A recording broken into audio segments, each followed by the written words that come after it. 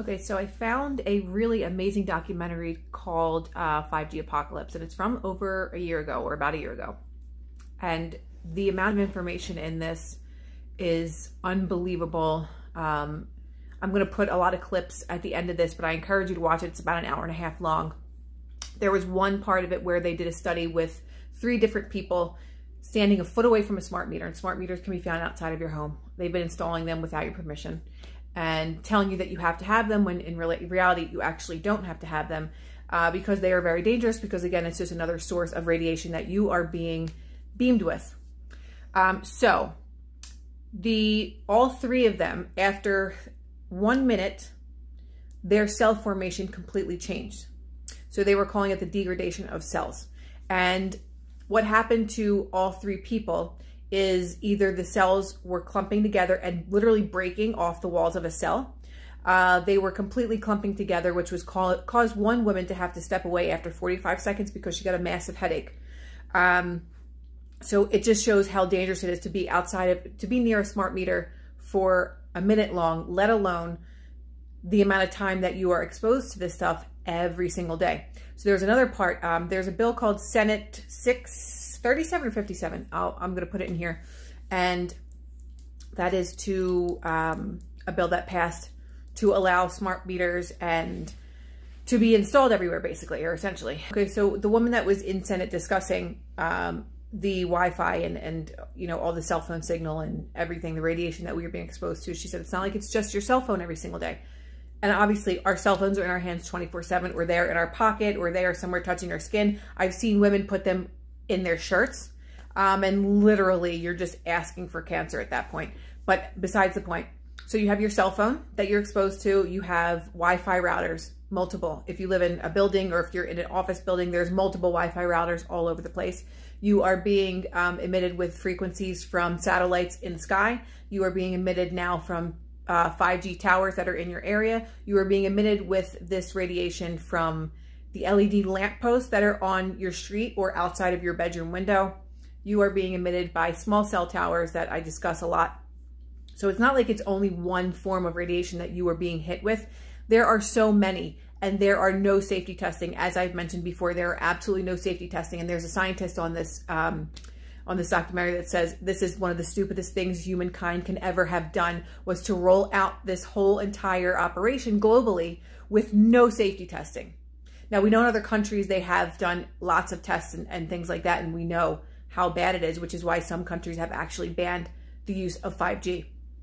But this documentary really breaks it down. There are so many great activists in this. There are so many great physicians, scientists that will give you their explanation of how and why this is all going on.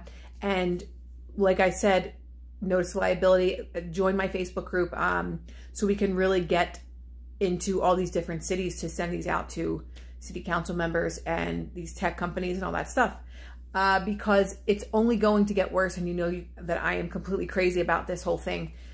And it's all I can think about. I'm in Texas now and was in New Mexico yesterday or today, and where I was, there wasn't any 5G like up in the mountains, but right as soon as you get into a town, you start seeing the LED lights, and you start to see all of these trucks installing all this stuff. Everywhere I go, or everywhere that I have been going, you see these utility trucks installing 5G. It's amazing how massive of a rollout this is and how fast they're doing it. And another thing that they speak about is children with schooling. They're putting so many towers in your children's schools, and how absolutely insanely dangerous it is for your child to be exposed to this for 8 hours or 6 hours of the day when they're going to school. So this is a really, really big one with all the footage that I'm going to put. It might be a 2-part. I'm not sure yet. I'm going to see what I can fit in this. But I will put the name of the documentary, Share Away. It is a year old, but it's so much information that has not been exposed to the public at all. And it's horrifying because we are at the brink of disaster. If you didn't think we were already there, wait till they operate this new technology at the rate that they're supposed to. If people are already getting sick, like I've already been sick being exposed to 60 gigahertz, apparently they're supposed to turn it up way, way, way higher. which is really scary. And they also talk about how there is a way to directly hit a specific person with this radiation frequency. So there's a lot of really crazy stuff in it, and some people say it's conspiracy theory. You can watch a documentary yourself and you can come to your own conclusions. Don't listen to what I say. I encourage people not to listen to what I say. You can listen to my video, okay, great, but then you go and do your own research. I could be completely blowing smoke up people's asses. Who would know if you don't do your own research? That's why it's so important to really look at things for yourself. Because I can do this and put this information out there, but if you don't go and look for yourself, you're not gonna really learn as much as you possibly can. Again, I'm gonna talk about my Facebook group, DM me, and I will send you a link to it. It's really starting to grow right now, guys, and we just need to band together, whether you're from this country or from anywhere in the world. These notice of liabilities are for both national and international, as I've mentioned before. So sending you guys love, and hopefully you will love these clips because it's such good information for what is ahead for us, and continue to do your research. Love you guys. Look, gentlemen, practice these words in front of the mirror. Although we are constantly exploring the subject, currently, there is no direct evidence that links cell phone usage to brain cancer.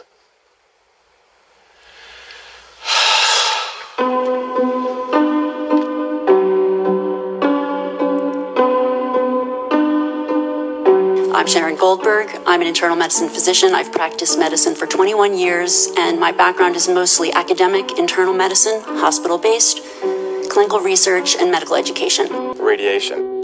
Wireless radiation has biological effects, period. My name is Dr. Angie Kolbeck.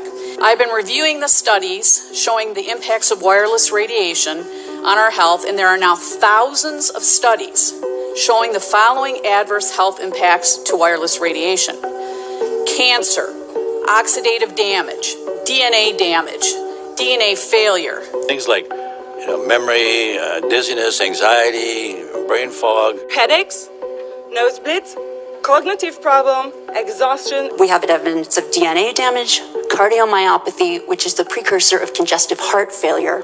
Short and long-term memory loss, decreased attention spans, lower reaction times, even involuntary contractions of muscles causing misalignments of spines and jaws. Breast cancer. We suddenly have breast cancer in women who have no DNA predisposition. Disrupted immune function and change in stress proteins. Reproductive and fertility effects. There are dozens and dozens of studies that show beyond any doubt what this radiation is doing to our sperm. Now, if you take the cell phone out of your pocket, the sperm will recuperate within 3 to 4 months. What would not recuperate would be the damage to the DNA of the sperm. That is irreparable. The wife of the ex-governor of Indiana was diagnosed with glioblastoma. Same brain tumor Ted Kennedy had and John McCain had. Did you look at John McCain's scar? This is a cell phone brain tumor. LeBron James, one of our sports people, had a salivary gland tumor. That is another cell phone tumor. You didn't hear about it because immediately after that was discovered, he was paid by Samsung to become their spokesperson. Identifying targets and being able to lock onto targets. And not only that, it can specifically target you as an individual. So any judge sitting on an interesting case, let's say, any lawyer, any barrister, anybody doing any work that is potentially controversial, your life could be at threat. So the antenna design that you currently have on top of these LED streetlights, masquerading as a control management system, it basically battlefield interrogation equipment. The first phased array unit was actually called Mammoth, used by the Germans during the Second World War to identify Allied aircraft. Obviously things have moved on significantly since then. We need to start measuring how much radiation are people being exposed to before we roll out 5G. There are 4 kinds of electromagnetic fields that we know are harmful to human health. So radio frequency radiation, magnetic fields, dirty electricity, and electric fields, okay? Our exposure, any given person, and all humans are affected by EMFs. What is our exposure in a day? It's not one cell phone. It's cell phones, it's multiple wireless networks, it's smart meters, it's cell towers. It's this sandwich, and it all adds up. The data we're going to look at are all published science, testing results, or public standards. At the bottom end of the radiation scale of what's called power density, or signal strength, is the minimum level at which cell phones will work, which was found to be 0.2 billionths of a microwatt per centimeter squared. Pine needles were found to age prematurely at 0.000027. At short-term exposures of 0.05, children aged 8 to 17 experienced headache, irritation, concentration difficulties, and behavioral problems. 0.1 is the Bow Biology or Building Biology Guideline for extreme concern. 1.0 produced sperm DNA fragmentation and a decrease in sperm viability in vitro. Also at 1.0, the science shows the following bodily effects can occur: headaches, dizziness, fatigue, insomnia, chest pain, difficulty breathing, and indigestion.